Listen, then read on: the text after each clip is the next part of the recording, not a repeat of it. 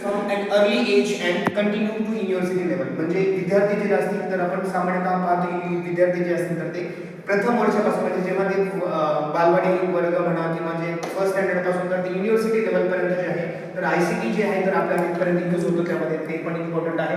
त्यानंतर जे असतील तर children's right taught practical ICT skills that are transferable into the workplace. म्हणजे ICT जे आहे तर ते आपल्याला आपल्या वर्कप्लेस मध्ये म्हणजे आपण जर पाहिलं असेल की आज टेक्नॉलॉजी आहे तर ती टेक्नॉलॉजी प्रत्येक याच्यामध्ये युजफुल आहे. प्रत्येक क्षेत्रामध्ये जर गेलं तर टेक्नॉलॉजीचा यूज आहे आणि टेक्नॉलॉजीच्या यूजमुळेच आपण जे आहे तर तेवढी प्रगती करू शकतो.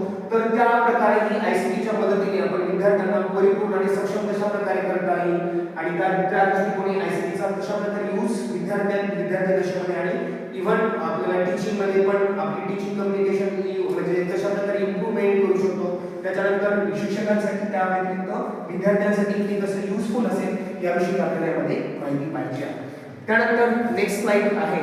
नेक्स्ट स्लाइड मध्ये आपल्याला मोर ॲडव्हांटेजेस पाहिजे आहे. मोर ॲडव्हांटेजेस जे आहे तर मोर